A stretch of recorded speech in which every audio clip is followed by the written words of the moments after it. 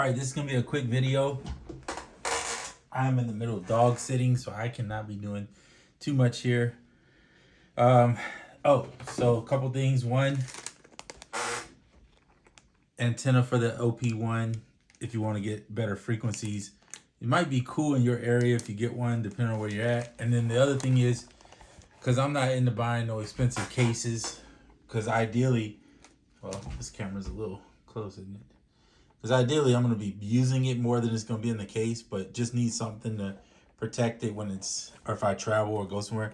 So this is analog cases. They're on sale on Amazon right now too with this Prime thing. I think it was like 35 bucks, 40 bucks or something like that. Because I think the teenage engineering ones are like 100 or something like that. I'm not paying $100 for a case. I mean, just to say you got the actual case from the company, but anyway, and this thing was like $5. So between this case, and I ordered a deck saver for it too, which is coming, and that thing is like, I think it was on sale too with this Prime thing for like 28 bucks on Amazon. So that is pretty cool. So I'm excited about having a case,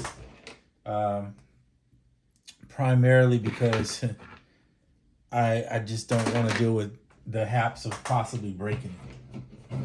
Plus, I like being able to store some of these cables. Perhaps even I might, you know what? I might even store the manual in here too. Why not? We'll see. Now I can put away some of this other stuff. But the reason why I'm doing this video outside of showing you the case and the antenna is to say this thing is just, it's beyond my world of my thinking. You know, people see it and they say, oh, it's just the OP-1. And it is. It's the OP-1. You're right. But there's some things, I guess this is probably not new to people who've had it for a while. But I only had it for like literally maybe a week or two. The original one. And I didn't keep it. I think that was because I didn't know what I was doing with it. I probably would have kept it if I realized how much this thing can do. And sorry about these cables, but I'm limited on room. I need a new arm for the camera. But anywho, so I went in just now and let's go back to here. And I was like, man, I just want to sample my voice and see how, because I see people doing it, sample something and then they use it and they. So that's what I did. I just went, I hit this button, which is the synth button, and over here, this button, which is the mic. So if you do that, it opens the sample. You press a key. I did it on middle C, and you can see the mic is on right now, right? So you hear me talking probably through here, but if you hear an echo, it's because it's coming through the other mic. All right, so I'm gonna back out of that. And I just said something like, oh, something crazy, you know. I can't sing and ain't got no voice for that kind of stuff, but added the mother reverb that they have on there, which is really cool. Did a little tweak in here just to get some different variation of sound. You can put it sound shaping or designing. Okay, did some other tweaks, whatever. Went to the LFO, started tweaking with that. Don't even really know what I'm doing in the LFO yet. I'm gonna get there. I don't use a lot of synths in my music. If you've heard most of my music, it's usually pretty, I kind of stick to basic elements like jazzy type stuff, which is kick, which is drums, guitar, maybe occasionally on a lead. And then I'll use it, and then I usually have chords and all that, which I'm still gonna do. But this was just a cool factor of like, man, this is crazy. So this is really hype. I'm hyped about this. But then on top of that, you know, I'm gonna try to use the drum thing that they have. I forgot what it's called from the company X. I'm probably saying that wrong, but anyway, it's the OP-1 original. They used to load you. That's the way you load the drums in, right? You put it in that, and then the app sends it over here. I know there's another way to do, or let me rephrase that. I've heard there's other ways to do it. I don't know any other way, but I'm gonna hope that eventually they will drop some app for the OP-1 field, kind of updated. Because I think the OP-1 field, if I'm not mistaken, holds 20 seconds, whereas the other one held, 16 or 14 seconds or something like that. I might be wrong on that. I'll have to look it up again to remember. But anyway, the point of this video, going back, you can see this is the easiest thing I've ever done where it kind of picks the first part for you. You could adjust all that, of course, if you want. But that's a cool instrument just with my voice is doing something. So what it made me think of was, let's say you got a song going, and I'm not gonna do it on camera because I don't have one in here right now. I'm just messing around. You have a song going, and you want to be able to add something, a sound, but you can't find the right sound. But you could kind of hum the sound that you want. This would be the moment where you could create your own instrument just doing that. And you would have the sound that you want that's in your head if you can't get that sound off of another instrument or make it happen some kind of way. I just think that's fascinating, and definitely makes it even more enjoyable being able to do that. I'm constantly looking for ways to get the most out of an instrument, especially when you pay OP-1 field price, right? You want to figure out everything possible you can do. So there's some things that I'll be showing you in the next couple videos.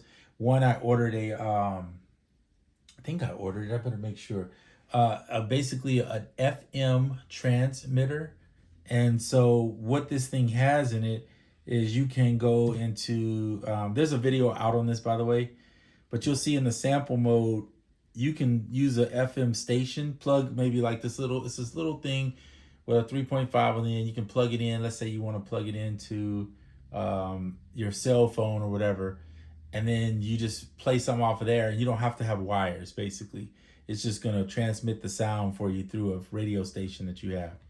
So shift that if you want to mute your mic. So cool stuff you can do. This video is not going to be too much longer, but I just wanted to show you the case. All this stuff is on Amazon, minus the field. You got to find it at a store or order from Teenage Engineering. And I think that if you have any questions or thoughts or anything like that, or something you want to know, I'll do my best to answer it. I'm still learning too, so bear with me as I go through it. I wanted to sample my SP right into it. You can, and I did it the other day on a song, but it wasn't, I didn't know. I'm still learning, so I'm trying to get the levels and everything right. Here, I'll just show it to you. So let's see if we can go. By the way, I did shift and this button, which is the tape button, in case you're wondering. I hate when people do something and then I can't figure it out, and then I have to go ask them in the comments later. This one's called, I call it SP, which is SP. And then I use the cymatics loop, which I chopped up. And then I flipped it, so I called it SPCY flip, but it's not spicy flip, which is what it looks like. But anyway, hit load. So I did this in the SP originally, and then I brought it over to here.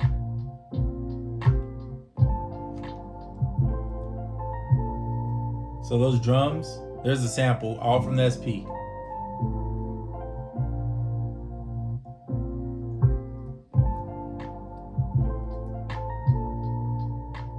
So that's the SP plugged into here, just recording. And it sounds good. But I don't have the levels high enough, because look, I have the volume at like 50%, and this thing should be pumping probably a little bit louder. So I don't know if that's because of that or because I did it in the SP and I'm not mastering it. I'm not sure. Like I said, I'm just learning it, so bear with me. So there's that one. I'm gonna go to a different tape. So you notice hit shift plus the tape. And then I'm gonna go down to old school. This is one I was working on too. Let's see.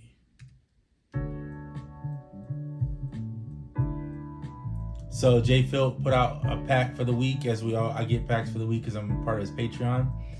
And I just like this little bass part. This one little part in there on the bass. So that's a live bass. You can hear it from the record. I could learn to play the bass in here probably, but right now I just want to learn the machine first before I start worrying about adding in. Like, it took me a while to get Koala before I was like comfortable enough to start playing into it. Because the editing in here is completely different. There we go. That's a tool I just learned from what's her name? Oh man, I can see her facing Jade Jay Wee, I think is what she goes by. But his shift in the back, and it's an old SP thing, or not SP, OP-1 thing from the OG, I believe. And what it does is it keeps your loop, but it pushes it back just where you can shift back, where you can get that count in. So it's basically setting yourself up for a count in if you're going to record. You don't need it if you're not. Once you record it, you're good. But that's a cool little technique. Shift and the back button to get that 1 bar count in. Okay, cool. So there it is. Got a perfect little loop. Fun things coming up. I'll be showing you some more stuff that you can do with it as I learn it. When I see something I think is cool and unique, I'm learning from other people too at the same time while I'm showing you things. So hopefully you bear with me and don't get frustrated. I will be on the SP. I know I'm on the OP right now, but it's because I'm still learning, so I need to spend a little time with it. But some videos will include both very shortly. I just need to get my feet wet a little more on this one so I can do all those extra things. Show you some cool stuff you could do with it. The SP is still one of my favorites, especially when it comes to drumming. It's not like you can't drum on here, and there are, for those that are like the sequencer type stuff. The finger, oops, it's this one. Sequencer on here is pretty good. I was learning, not that, I'm sorry. Shift drums. Yeah, this one. Why is it playing that? Oh, because I'm on a piano. Put it on some drums. I'm trying to get my drums in here, which would be nice. So we'll use those vinyl drums for the time being. Go back here, but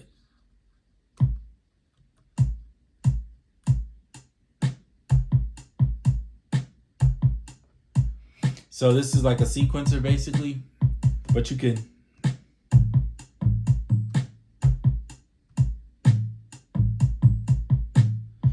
have 2 drummers. So one drummer here, and then they can be playing at the same time. So that means you could put a percussive loop here maybe, and then a kit and they play in time, or your main kick snare and blase. These are set in eighths, I believe, or is they 16th or 8th? Yes, eighths. So you have to skip one, I think, to get a 16th. That's how that works. So I'll go over that one video, how I watched the video and kind of figured it out with this person saying it. But yeah, it is definitely not my normal way of doing drums. I would prefer using the SP. Or if I'm going to use this for the drums, what I will usually do, turn the sequencer off, and I'll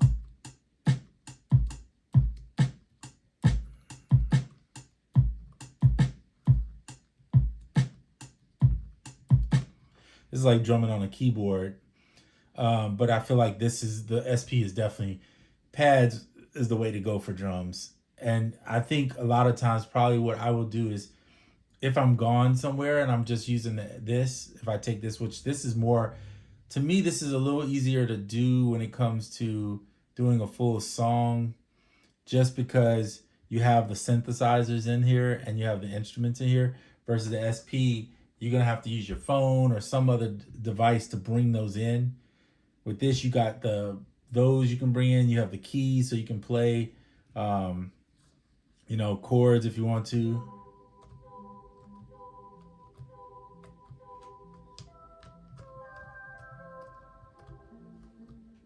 Whatever you want to do. Anywho. So there you have it. I bought my first pack from Rephaser FB. I'm not exactly sure.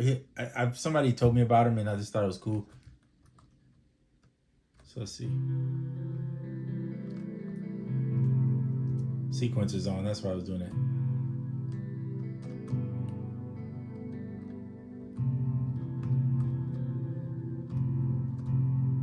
So fun stuff you can do with the sequencer. Well, not the sequencer.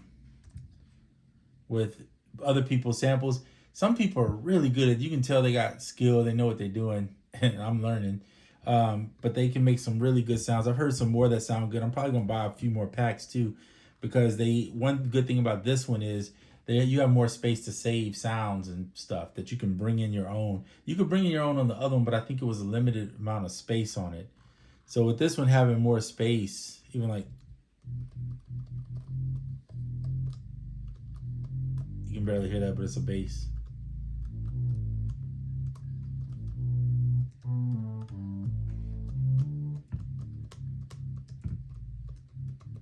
Anyway, so